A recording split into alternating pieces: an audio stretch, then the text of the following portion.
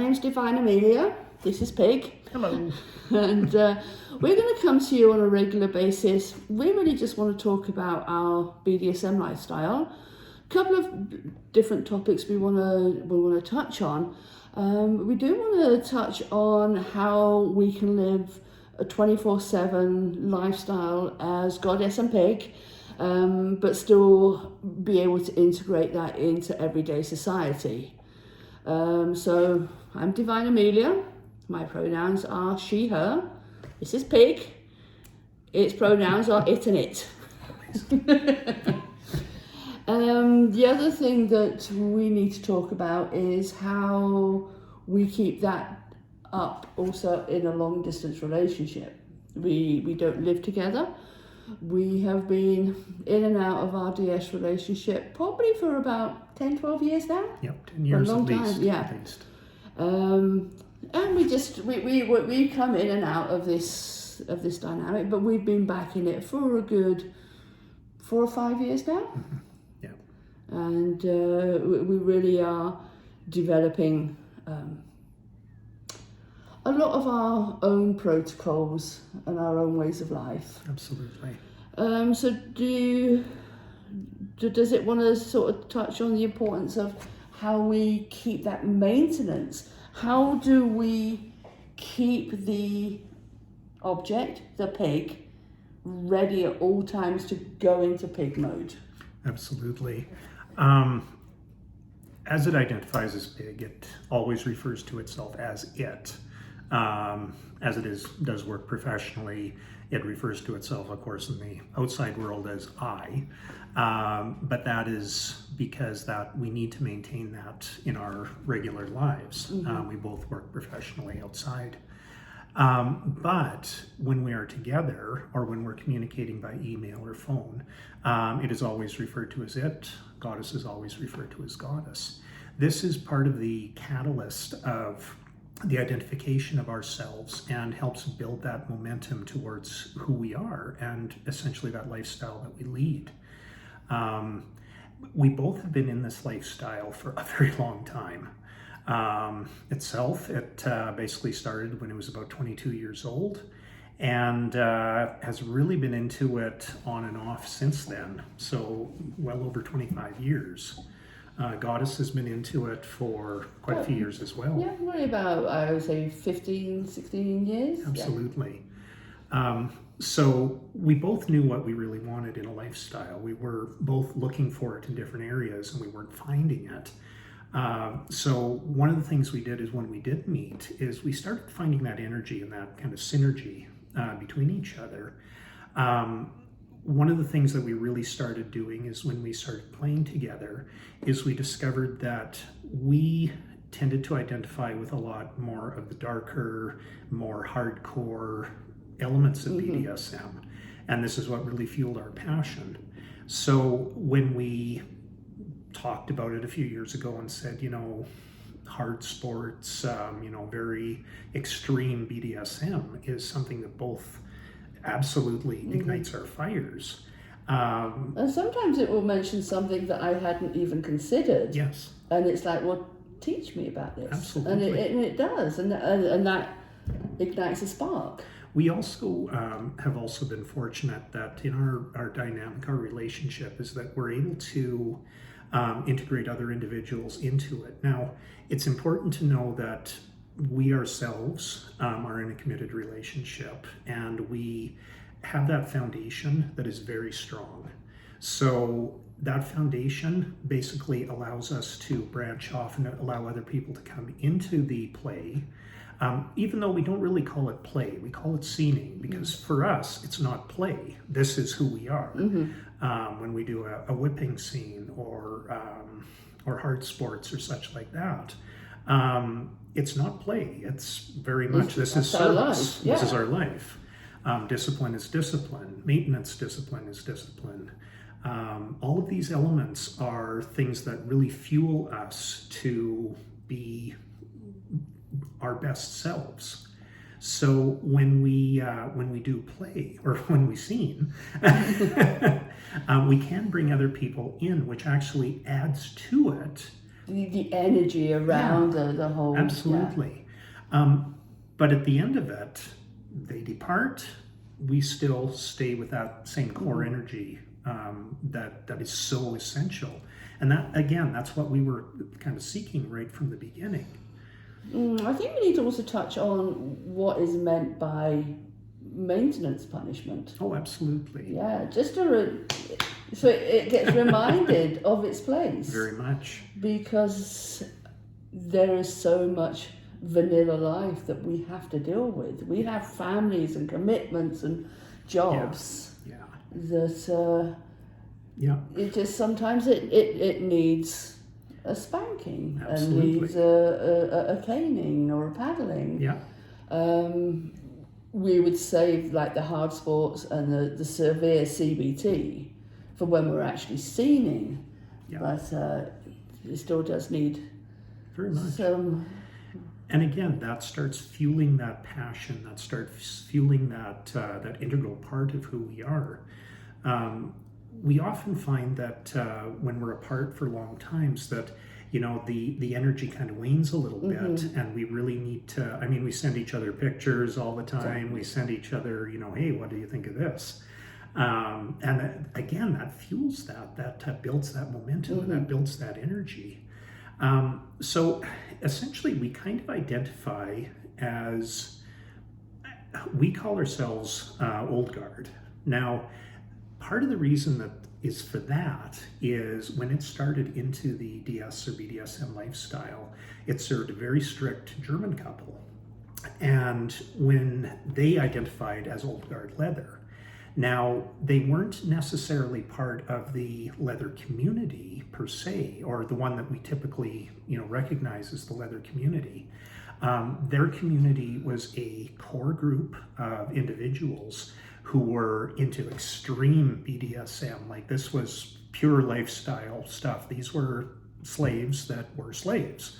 These were people that were branded. These were people that were fully marked. When they entered into a party, which they often had at their home, there was no, barbecues. There wasn't any fun and games, or let's have a drink and then we'll play, afterwards, or let's sit down and have a chat about baseball or something. Yeah. The minute that you entered their house, there was an understanding that this was a leather household. Slaves went downstairs. They were either caged, they were put into stocks, they were either serving in whatever capacity, and the owners, the dominants, had full control over that. Don't get it wrong, there's still underlying rules and expectations that you don't just grab somebody else's slave and start using them. I mean, there's a protocol to it, but there was never any misunderstanding about who was in control and who wasn't. Because it didn't matter who came into that house, even if it was a friend of the family or a relation, they knew as soon as they walked into that house, they would be slaves. Absolutely. And the way the dominants treated the slaves taught the visitors how to treat the slaves. There was a memory of back then, if because it would often go there on a Friday and be there fully used until Sunday night or Monday morning. On a Sunday morning, the daughter came over of the dominant couple, and even though she wasn't into the DS lifestyle, I mean, she fully recognized that her parents were. She was in her 20s, and even though there were slaves sitting, eating a dog food dinner, kneeling and chained and eating it, below the kitchen table, there was no issue with it. And again, that energy was intoxicating. Yes. And that's again what we have been building between ourselves, and and hoping to include others into that as well, because sometimes it is nice to have a larger group of people to share in that. It does build momentum. Let's talk about the masochist's gift of pain to the sadist. Absolutely. I know what I get out of it, and we can talk about that as well. I love the devotion that a masochistic slave gives to me Yeah. when I know that they're taking the pain that I'm giving them. And that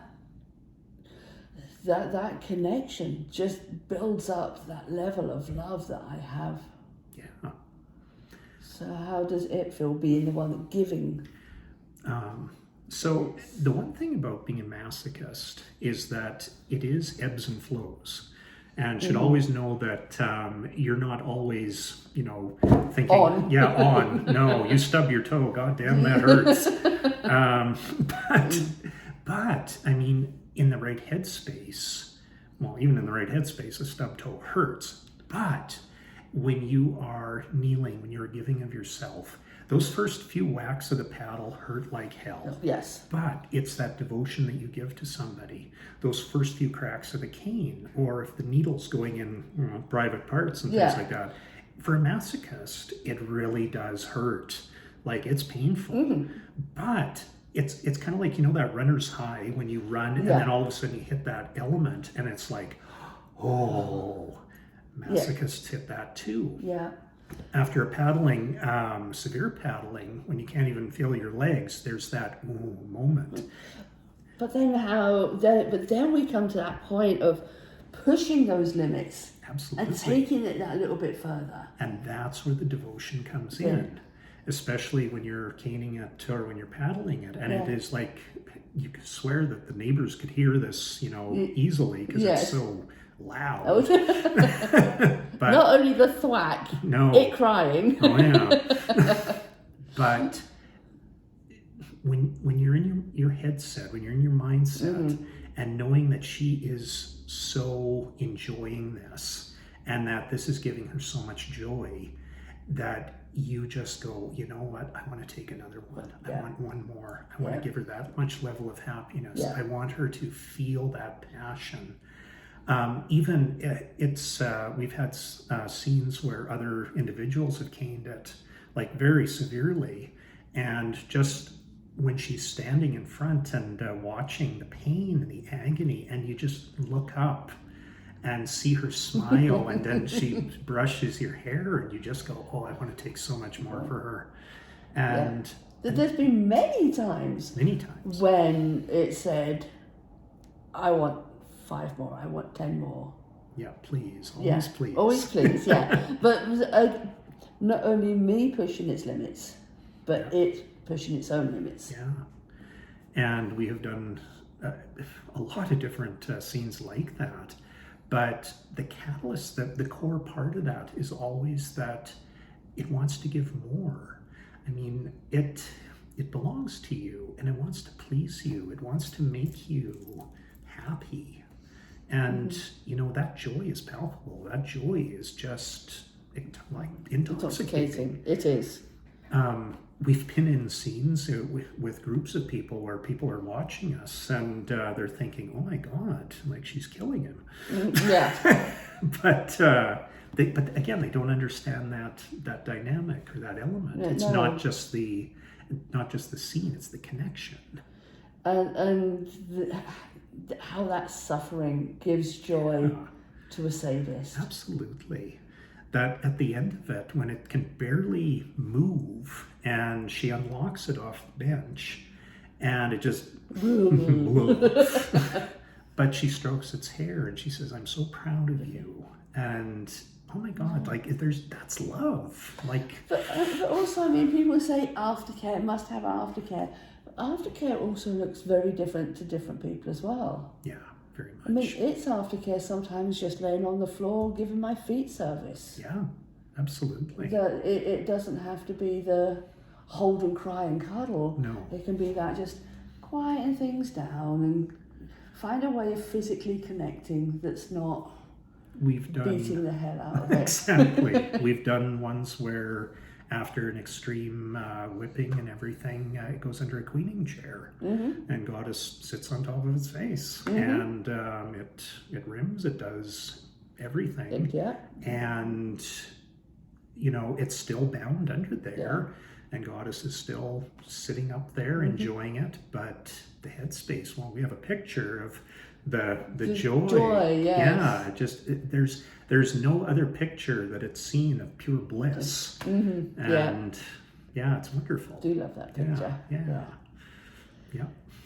So that is sort of how we connect as a couple. Very much. How we connect as goddess and slave, and how we keep things going when we are in a long distance relationship. Exactly.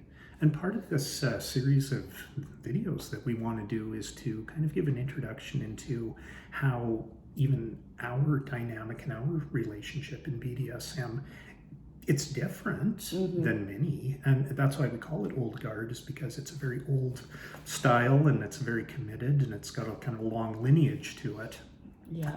And it's no offense again to the leather people out there who identify as old guard and have those rules and protocols of their own lifestyle. Ours is different, but in some ways they're very much the same too. And again, we're going to talk about that more in later videos, of course.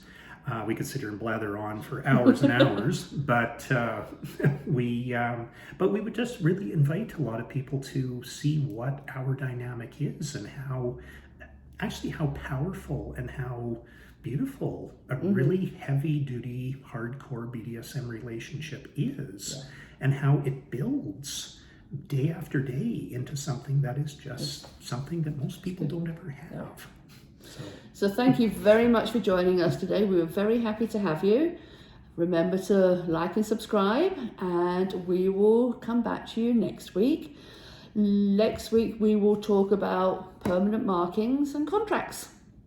Thank you so much for joining us. Thank you. Bye-bye.